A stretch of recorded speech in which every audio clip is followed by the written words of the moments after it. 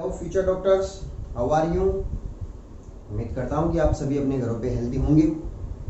मैं सुरेश सोनी आपका भारतीय एजुकेशन ग्रुप की ऑनलाइन क्लासों में हार्दिक स्वागत करता हूँ, अभिनंदन करता हूँ। देखो बच्चों, आज अपन 11th क्लास के अंदर बायोलॉजी की एक फर्स्ट क्लास को लेने जा रहे हैं, जिसमें अपन बेसिक इंट्रोडक्शन, बायोलॉजी का बेसिक इंट्रोडक्शन की क्लास लेंगे।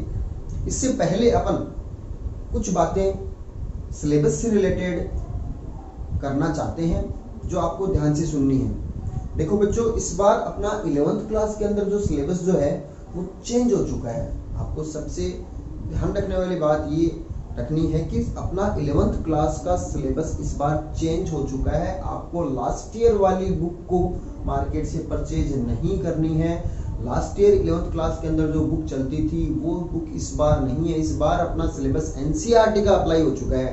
तो आपको मार्केट से जब भी आप बुक को परचेज करने जाए तो आपको बुक सेलर को ये बोलना है कि एनसीईआरटी की 11th क्लास की बायोलॉजी की बुक आपको लेनी है। लास्ट ईयर वाली जो बुक अपने पास चलती थी उसके अंदर नंबर ऑफ चैप्टर्स 45 चैप्टर्स थे।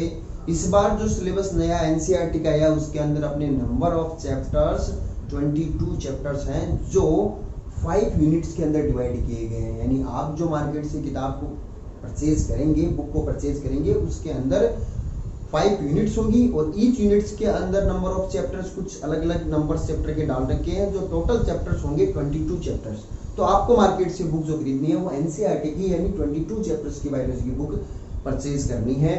हो सकता है आप 10th क्लास में यहाँ पर स्कूल में थे तो आपके सीनियर्स जो थे उनके पास बुक थी, आप ये सोचो कि आप उनसे 11th क्लास की बुक ले लेंगे तो बच्चों आपको वो बुक नहीं चलेगी। आपको नई बुक्स मार्केट से परचेज करनी पड़ेगी जो एनसीईआरटी बुक है, जो इजीली अवेलेबल हो जाएगी। वो सीबीएसई के अंदर सीबीएसई के सिलेबस वाली बुक है आपके पास, तो इंग्लिश मीडियम की आपकी जो बुक लेनी है वो सीबीएसई वाली बुक ही देंगे, तो वो सेम बुक है। कहीं कंफ्यूज होता है कि सीबीएसई की बुक जो है, अगर आपके पास सीबीएसई वाली बुक किसी आपके बच्चे से आपको मिलती है 11th क्लास की तो आप वो भी ले सकते हो, क्योंकि सीबीएसई की बुक और अपने आरबीएसई के अंदर एनसीईआरटी का जो इस बार नया सिलेबस चालू हुआ है वो सेम है। वहां पर भी वही बुक्स 22 चैप्टर वाली चलती है सीबीएसई के अंदर, और आरबीएसई इंग्लिश मीडियम के अंदर इस साल से सेम बुक है।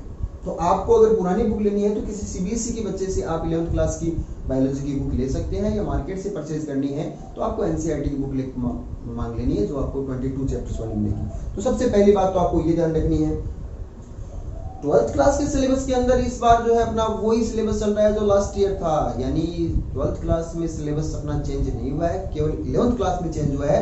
जो नेक्स्ट ईयर जब आप 12th क्लास में जाओगे तो फिर से आपका चेंज होकर के वही एनसीईआरटी वाला आपके सिलेबस हो जाएगा। फायदे क्या क्या रहेंगे आपको मैं थोड़ी सी ये भी बातें कर देना चाहता हूँ कि एनसीईआरटी का जब आप सिलेबस पढ़ोगे, एक तो अपना आरबीएसई का सिलेबस जो अभी चल रहा है, चेंज होने से पहले जो चल रहा था, उसमें आपको मैटर जो है थोड़ा सा अपने पास मैटर जो है वो शॉर्ट हो गया है, यानी बहुत छोटा सिलेबस बन गया है।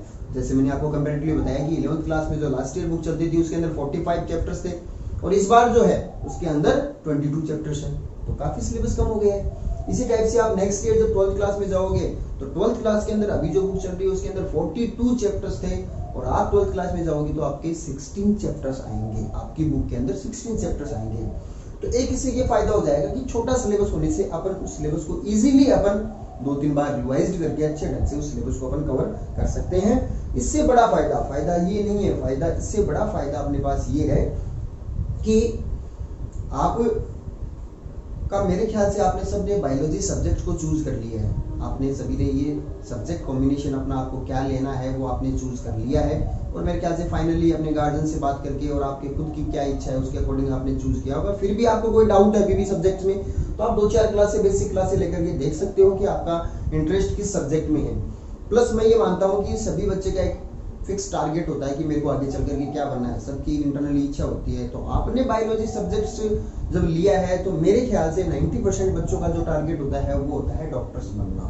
तो इसीलिए मैंने आपको स्टार्टिंग के अंदर फ्यूचर डॉक्टर्स के नाम से इसीलिए पुकारा था कि फ्यूचर डॉक्टर्स, तो सभी का डॉक्टर बनना होगा। तो डॉक्टर बनने के लिए क्या करना पड़ता है आपको 12th पास आउट के बाद में एक एग्जाम को फाइट करना पड़ता है जिसे अपन प्रेजेंट के अंदर नीट बोलते हैं, जो पहले पीएमटी के नाम से जानी जाती थी। नीट की एक एग्जाम लगती है, उसको आपको फाइट करना पड़ता है और उस एग्जाम में आपका सिलेक्शन होने के बाद में आपको एक एमबीबीएस का कॉलेज मिलता है जिसमें आपको 5 इयर्स तक एमबीबीएस करना पड़ता है, फिर आप डॉक्टर बनते हैं। तो टारगेट आपका सबका ये हुआ कि नीट की एग्जाम फाइट करनी है मेरे को आफ्टर 12th में अपन को एक अच्छा स्कोर भी गेन करना है, साथ में अपन को नीट की एग्जाम फाइट करनी है। तो देखो मैं आपको बता देना चाहता हूँ कि आपका एनसीईआरटी का सिलेबस पढ़ने से 11th और 12th क्लास में एनसीईआरटी का सिलेबस पढ़ने से एक बहुत बड़ा बेनिफिट क्या होने वाला है कि जो नीट का जो पेपर जो बनता है, यानी नीट का पेपर जब कंडक्ट होता है उसको जो बनाता है तो वो कौन कंडक्ट करता है, उसे नीट का पेपर को कंडक्ट करता है सीबीएसई बोर्ड, सेंट्रल बोर्ड जो होता है वो। और सीबीएसई के अंदर बुक कौन सी चल रही है, यही बुक एनसीईआरटी वाली बुक्स।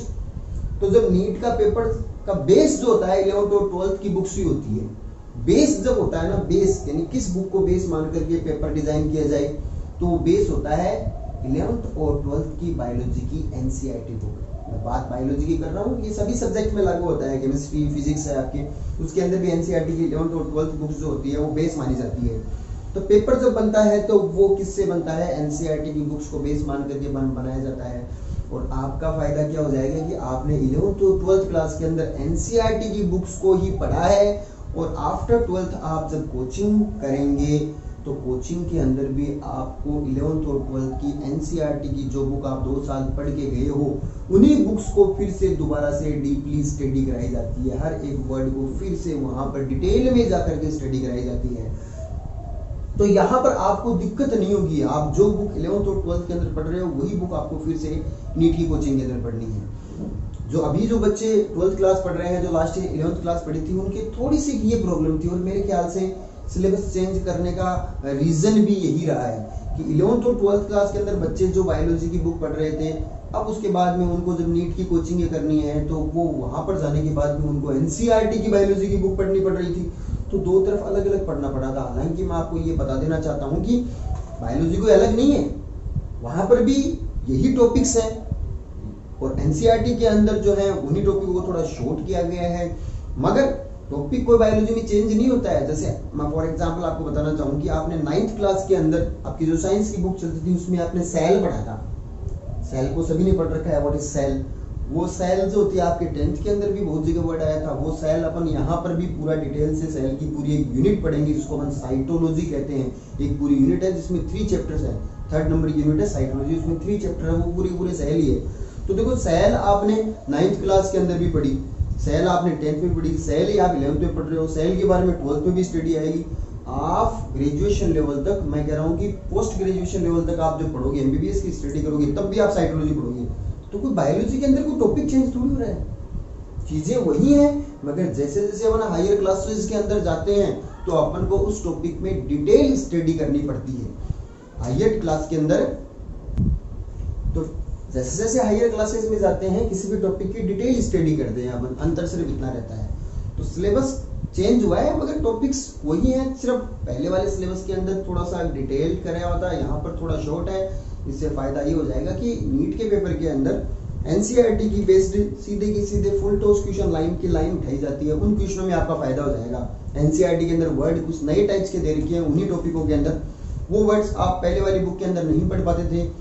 जब आप कोचिंग करते थे तो उस समय पर आपको वो शब्द वहां पर नए लगते थे, मगर अब नए नहीं लगेंगे क्योंकि आपने 11th और 12th में एनसीईआरटी की बुक को बहुत अच्छी तरीके से रीड कर लिया है, तो कोचिंग के अंदर ज्यादा दिक्कत नहीं आती है। ये एक बेसिक फायदा आपको हो जाएगा, बेनिफिट हो जाएगा। अब अपन बात करते हैं बेसिक अपनी क्लासेस पर। देखो आज की क्लास अपने जो 22 चैप्टर्स है, मैं कोई भी चैप्टर की स्टार्टिंग नहीं कर रहा हूँ, कोई भी यूनिट को स्टार्ट नहीं कर रहा हूँ, सिर्फ बायोलॉजी क्या होती है उसका एक बेसिक इंट्रोडक्शन की क्लास है, जिसके अंदर अपन बेसिक छोटी छोटी चीजें देखेंगे। क्या होता है देखो बायोलॉजी बेसिक इंट्रोडक्शन, क्या क्या बायोलॉजी वर्ड क्या होता है, इसका मीनिंग क्या होता है, डेफिनेशन क्या होती है, इसके बारे में हम बात करते हैं। तो देखो बायोलॉजी वर्ड जो है वो ग्रीक वर्ड के 2 वर्ड से मिलकर के बना हुआ है, ग्रीक लैंग्वेज के 2 वर्ड से मिलकर के बना हुआ है। एक होता है बायोस और एक होता है लोजिया, जिसको अपन आगे चल करके बायोस मीन्स बायो और लोजिया मीन्स लोगस कह सकते हैं। यानी बायोलॉजी वर्ड का अगर अपन इसको डिवाइड करें, इसके टुकड़े करते हैं तो 2 वर्ड निकले अपने पास, एक तो बायो और एक लोगस। बायो का मीनिंग होता है ऑर्गेनिज्म, क्या मीनिंग होता है? ऑर्गेनिज्म। एंड लॉगस का मीनिंग होता है स्टडी। लॉगस का मीनिंग क्या होता है? स्टडी, यानी ऑर्गेनिजम्स की स्टडी करना। ये अपने पास मीनिंग से डेफिनेशन में निकल गई है, यानी साइंस की वो ब्रांच जिसके अंदर अपन लिविंग ऑर्गेनिजम्स का बेसिक मीनिंग लिविंग ऑर्गेनिज्म से ही होता है।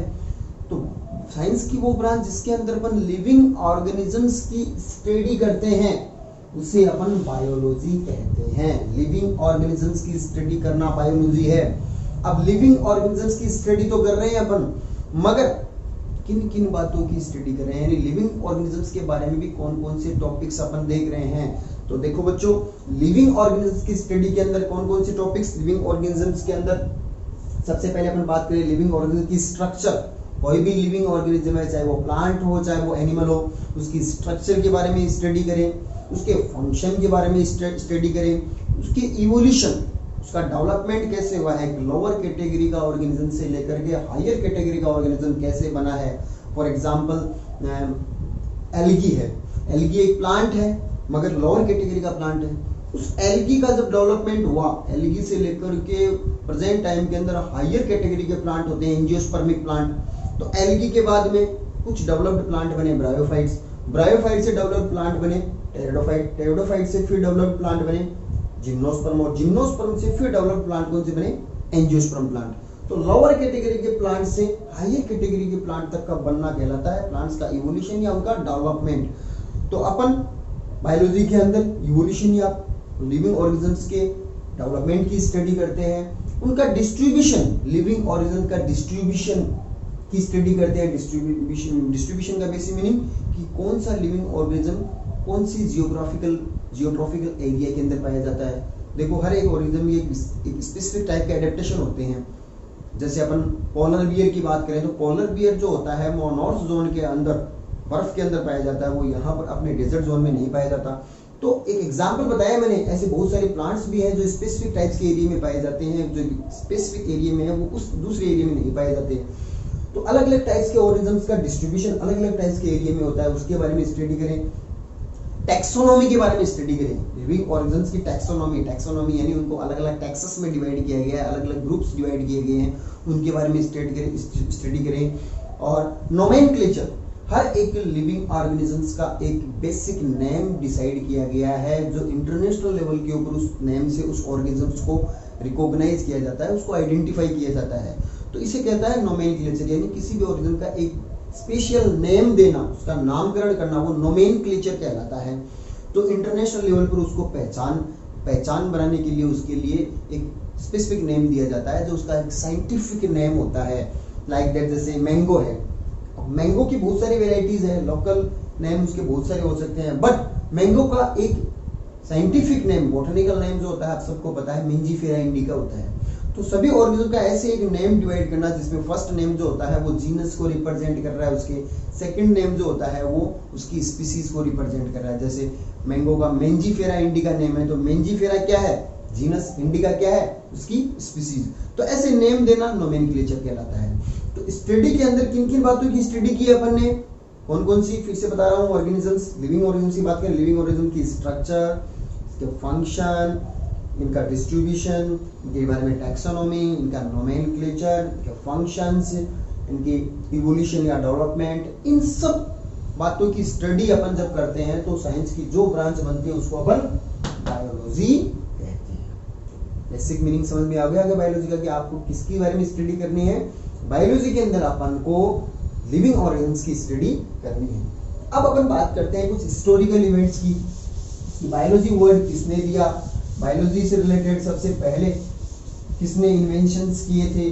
तो स्टार्टिंग कंडीशन में बात करते हैं तो फादर किसे माना जाता है। जैसे अपन जेनेटिक्स की बात करते हैं तो मेंडल वर्ड सबने सुन रखा है कि जेनेटिक्स से रिलेटेड मेंडल ने सबसे पहले काम किए थे, जिसने जेनेटिक्स के लॉज दिए थे, इनहेरिटेंस के लॉज दिए थे। तो मेंडल को अपन क्या वेटेज देते हैं, फिर उसके लिए अपन मेंडल्स को फादर्स ऑफ जेनेटिक्स कहते हैं। वैसे ही बायोलॉजी के अंदर भी कुछ साइंटिस्ट ऐसे थे जिनमें स्टार्टिंग कंडीशन के अंदर बहुत सारी चीजों के बारे में अपन को बताया था जो आज अपने लिए कॉमन हो गई है, मगर सबसे पहले जिन्होंने बताया उनको फादर्स ऑफ बायोलॉजी कहते हैं अपन।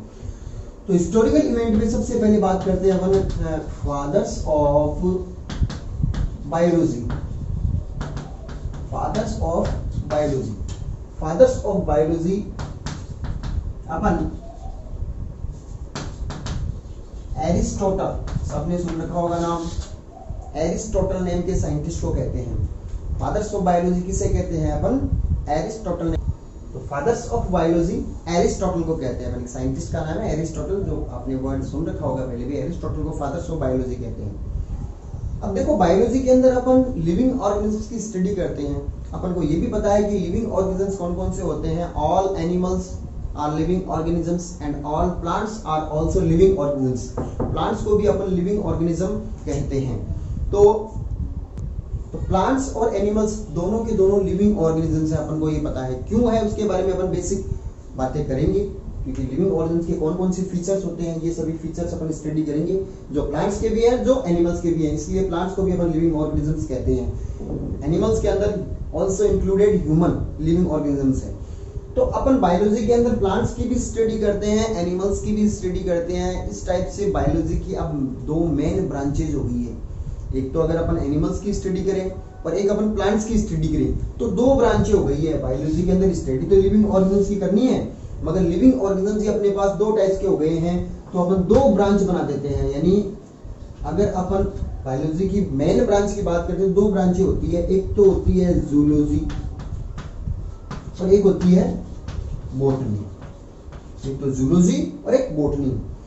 जब अपन एनिमल्स की स्टडी करते हैं, केवल लिविंग ऑर्गेनिजम्स में एनिमल्स की स्टडी साइंस की जिस ब्रांच में करते हैं, तो उस ब्रांच को अपन जूलॉजी कहते हैं। यानी जूलॉजी में अपन किसकी स्टडी कर रहे हैं? Study of animals. एनिमल्स की स्टडी साइंस की जिस ब्रांच में करते हैं उसे जूलॉजी कहते हैं। और बॉटनी के अंदर फिर कौन से बचे? प्लांट्स बचे।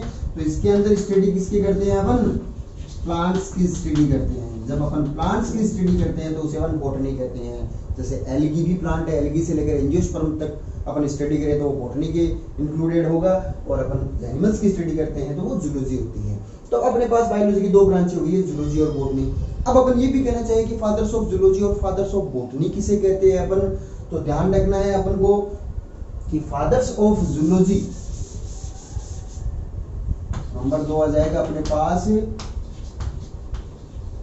फादर्स ऑफ जूलॉजी अपन एरिस्टोटल को ही कहते हैं। कोई नया नाम ध्यान में नहीं रखना है अपन आपको। फादर्स ऑफ बायोलॉजी एरिस्टोटल है, फादर्स ऑफ जूलॉजी भी एरिस्टोटल को ही कहते हैं। और थर्ड आ जाएगा अपने पास fathers of botany. Fathers of botany अपन एक साइंटिस्ट का नाम है थियोफ्रेस्टस, उसको कहते हैं फादर्स ऑफ बॉटनी। थियोफ्रेस्टस जो एक्चुअल के अंदर एरिस्टोटल के ही स्टूडेंट थे।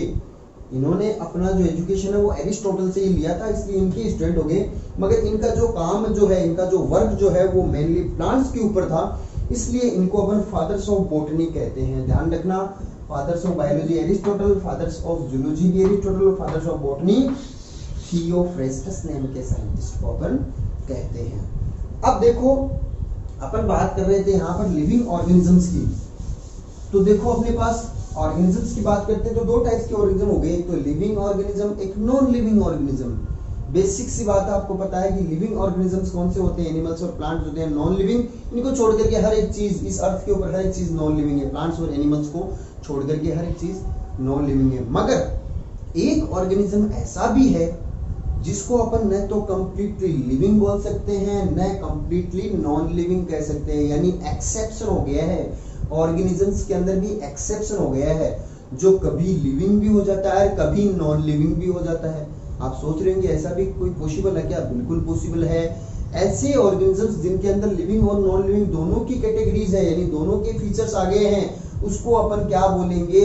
एक्सेप्शन तो है मगर वो कनेक्टिव लिंक हो गया है। 10th क्लास में आपने बहुत सारे कनेक्टिव लिंक पढ़े होंगे, जिनमें दो ऑर्गेनिजम्स के फीचर्स एक में आ जाते हैं, वो दोनों का कनेक्टिव लिंक हो गया है। वैसे ही लिविंग और नॉन लिविंग ऑर्गेनिजम्स के बीच में भी कनेक्टिव लिंक होते हैं, जो कौन से होते हैं? बिल्कुल आपने नाम सुन रखा है, अच्छी तरीके से आप जानते हो कि प्रेजेंट टाइम के अंदर वही चल रहा है, वायरस।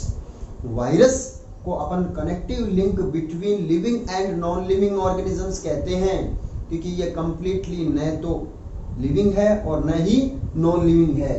तो आपको ध्यान रखना है कि एक्सेप्शन अपन इसके अंदर पढ़ेंगे। एक्सेप्शन तो आ जाएगा वायरस। वायरस क्या है? Connective link between living and non living organisms. ये एक एक्सेप्शन हो जाएगा, ध्यान रखना है। क्यों है? क्योंकि ये लिविंग की तरह भी बिहेव करता है, नॉन लिविंग की तरह भी बिहेव करता है। ये वायरस जो होता है जब किसी होस्ट सेल या लिविंग ऑर्गेनिजम्स की बॉडी के अंदर, सेल्स के अंदर आ जाता है, जैसे कोरोना वायरस अभी चल रहा है, कोरोना वायरस का इन्फेक्शन हुआ, अपने रेस्पिरेटरी सिस्टम से बॉडी के अंदर आ गया है, तो बॉडी के अंदर अपनी बॉडी की सेल्स जो होता है उनको इन्फेक्ट करता है, वो अपना रिप्रोडक्शन करता है, अपना न्यूट्रिशन वहां से प्रोवाइड करता है। तो बॉडी के अंदर आने के बाद में, इंटरनल एनवायरनमेंट में आने के बाद में तो वो लिविंग की तरह बिहेव कर रहा है, और जब वो एक्सटर्नल एनवायरनमेंट में रहता है यानी बाहर रहता है तो वो नॉन लिविंग की तरह बिहेव करता है। तो बाहर नॉन लिविंग है, अंदर लिविंग है, तो दोनों की तरह बिहेव कर दिया है, इसलिए इसको connective link between living and non living organisms कहते हैं। ये एक एक्सेप्शन हो गया है, क्योंकि इस वर्ल्ड के, इस पूरे अर्थ के ऊपर कोई भी चीज लिविंग है ये अपन कंप्लीटली बता सकते हैं, कोई चीज नॉन लिविंग है ये अपन बता सकते हैं, क्योंकि अपने नेक्स्ट वीडियो के यहाँ पर फीचर्स को पढ़ेंगे कि किसी भी ऑर्गेनिजम्स का लिविंग होना कौन कौन सी फीचर्स उसको तय करते हैं, यानी कौन कौन सी फीचर्स होने चाहिए लिविंग के लिए, वो अपन इन टॉपिकों में डिस्कस करेंगे।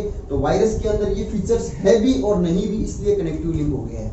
तो ये आपको एक जनरल साइंस का एक छोटा सा क्वेश्चन बनता है, इसको अपन आपको मैंने बताया। हालांकि इसके ऊपर डिटेल स्टडी अपन इस चैप्टर के अंदर, इस बुक के अंदर अपन साइटोलॉजी को सबसे पहले स्टार्ट करेंगे, सेल को, उस सेल के अंदर भी फिर से इसके बारे में नाम आएगा, तो इसके बारे में फिर से अपन डिस्कशन करेंगे। यहाँ पर एक बेसिक सा जनरल क्वेश्चन आ गया है, लिविंग और नॉन लिविंग अपन ऑर्गेनिज्म पढ़ रहे थे, तब आपको मैंने बताया है कि वायरस को connective link between living and non living organisms कहते हैं। अब देखो कोई ऑर्गेनिजम्स लिविंग है, उसके लिए कौन कौन सी फीचर्स होने चाहिए, लिविंग होने के लिए कौन कौन सी फीचर्स होने चाहिए, तो ये कुछ फीचर्स मैंने लिख रखे हैं।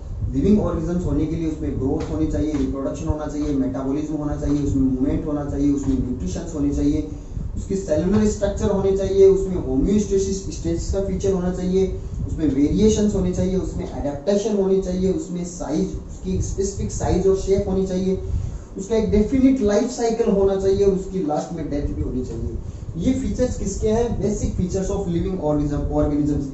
इनकी डिटेल स्टडी अपन नेक्स्ट वीडियो के अंदर करेंगे। आज की मैंने आपको जैसा बताया था कि आज की अपनी क्लास जो है वो एक बेसिक बायोलॉजी का एक इंट्रो की क्लास है, जिसमें अपन ने क्या क्या पढ़ा है, बायोलॉजी वर्ड्स का मीनिंग पढ़ा है, बायोलॉजी की एक डेफिनेशन पढ़ी है, बायोलॉजी की मेन दो ब्रांचेज जूलॉजी और बॉटनी के बारे में पढ़ा है, और उनके फादर्स के बारे में यानी कुछ हिस्टोरिकल बातें की है, और एक अपन ने एक जनरल क्वेश्चन एक्सेप्शन का किया है वायरस का, जिसको अपन लिविंग और नॉन लिविंग के बीच की कनेक्टिव लिंक कहते हैं। नेक्स्ट वीडियो के अंदर अपन फिर मिलते हैं। Thank you.